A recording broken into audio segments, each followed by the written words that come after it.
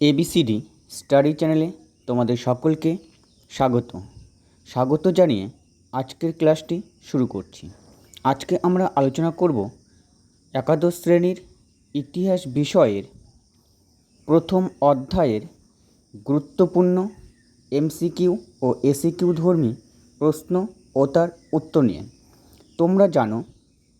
তোমরা যারা একাদশ শ্রেণীর প্রথম সেমিস্টার পরীক্ষা দেবে, তোমাদের ইতিহাস বিষয়ের 3টি অধ্যায় রয়েছে: লার্নিং হিস্টোরি বা ইতিহাস শিখন, এম্পায়ারিজ বা সাম্রাজ্য, তুলনামূলক পাঠ বা কম্পারেটিভ স্টাডিজ।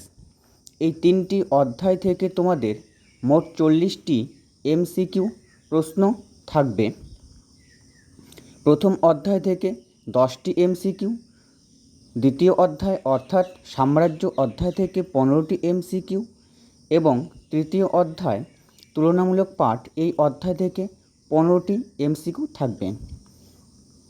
বন্ধুরা, কথা না বাড়িয়ে দেখে নেওয়া যাক প্রথম অধ্যায় অর্থাৎ ইতিহাস শিখন এই অধ্যায়ের গুরুত্বপূর্ণ এমসিকিউ ধর্মী প্রশ্ন ও তার উত্তরগুলি। প্রশ্ন: হিস্টোরি শব্দটি কী থেকে এসেছে?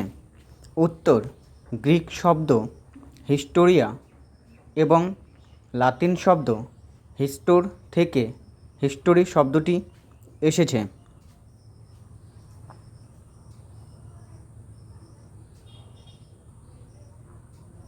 পরের প্রশ্ন: হিস্টোরিয়া শব্দের অর্থ কী? উত্তর: হিস্টোরিয়া শব্দের অর্থ যত্নের সঙ্গে অনুসন্ধান করা। প্রশ্ন: হিস্টোর শব্দের অর্থ কী? উত্তর: হিস্টোর শব্দের অর্থ জ্ঞান। পরের প্রশ্ন: ইতিহাস হলো দর্শনের একটি শাখা, এই উক্তিটি কার? উত্তর: এই উক্তিটি ইতিহাসের জনক হেরোডোটাসের।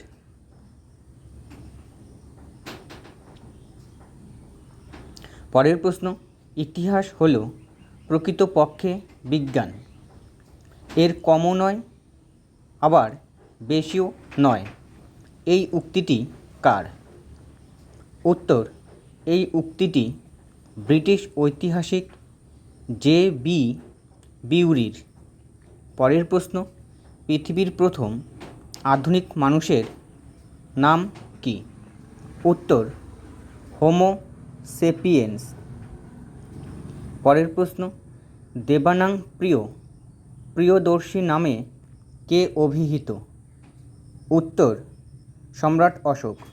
পরের প্রশ্ন: এলাহাবাদ প্রশস্তি কার লেখা? উত্তর: সমুদ্রগুপ্তের সভাকবি হরিসেনের লেখা। পরের প্রশ্ন: নাসিক প্রশস্তি কার লেখা? উত্তর: গৌতমীপুত্র সাতকর্ণীর লেখা। পরের প্রশ্ন: আইহোল প্রশস্তি কার লেখা? উত্তর: দ্বিতীয় পুলকেশীর লেখা। পরের প্রশ্ন: বেদ শব্দের অর্থ কী? উত্তর: বেদ শব্দের অর্থ জ্ঞান। পরের প্রশ্ন: ঋগ্বেদ কবে রচিত হয়েছিল? উত্তর: খ্রিস্টপূর্ব 1500 অব্দ থেকে খ্রিস্টপূর্ব 1000 অব্দের মধ্যে। প্রশ্ন: ভারতের সর্বাপেক্ষা প্রাচীন ধর্মগ্রন্থের নাম কি? উত্তর: বেদ। পরের প্রশ্ন: বৌদ্ধদের প্রধান ধর্মগ্রন্থের নাম কি? উত্তর: ত্রিপিটক। পরের প্রশ্ন: কোন গ্রন্থ থেকে গৌতম বুদ্ধের পূর্বজন্মের কাহিনী জানা যায়? উত্তর: জাতক নামক গ্রন্থ থেকে। পরের প্রশ্ন: জৈনদের ধর্মগ্রন্থের নাম কি? উত্তর: দ্বাদশ অঙ্গ। পরের প্রশ্ন: ইহুদিদের ধর্মগ্রন্থের নাম কি? উত্তর: হিব্রু বাইবেল। পরের প্রশ্ন: মহাকবি হোমার রচিত 2টি মহাকাব্যের নাম লিখো। উত্তর: ইলিয়াড ও ওডিসি। ইলিয়াড ও ওডিসি। প্রশ্ন, রাজতরঙ্গিনী গ্রন্থটি কার লেখা? উত্তর, প্রাচীন ভারতের প্রথম ঐতিহাসিক গ্রন্থ ছিল কল্হণ রচিত রাজতরঙ্গিনী। এই গ্রন্থ থেকে কাশ্মীরের ইতিহাস সম্পর্কে জানা যায়। পরের প্রশ্ন, Periplus of the Erythraean Sea গ্রন্থটি কার লেখা? উত্তর, অজ্ঞাতনামা এক গ্রিক নাবিকের লেখা। পরের প্রশ্ন, ফো কুও কিং গ্রন্থটি কার লেখা? উত্তর, ফা হিয়েন এর লেখা। পরের প্রশ্ন, সি ইউকি গ্রন্থটি কার লেখা? উত্তর, হিউয়েন সাংয়ের লেখা। পরের প্রশ্ন, তহকিক ই হিন্দ গ্রন্থটি কার লেখা? উত্তর, আল বিরুনির লেখা। পরের প্রশ্ন, হর্ষচরিত গ্রন্থটি কার লেখা? উত্তর, বাণভট্টের লেখা। পরের প্রশ্ন, রামচরিত কার লেখা? উত্তর, সন্ধ্যাকর নন্দীর লেখা। পরের প্রশ্ন, অর্থশাস্ত্র গ্রন্থটি কার লেখা? উত্তর, কৌটিল্যের লেখা। পরের প্রশ্ন, মৃচ্ছকটিকম গ্রন্থটি কার লেখা? উত্তর, শূদ্রকের লেখা।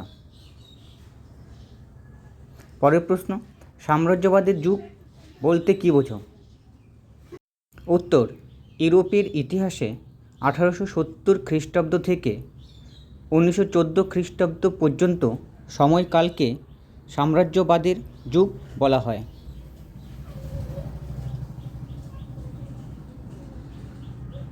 পরের প্রশ্ন, ইন্ডিয়া টুডে গ্রন্থটি কার লেখা?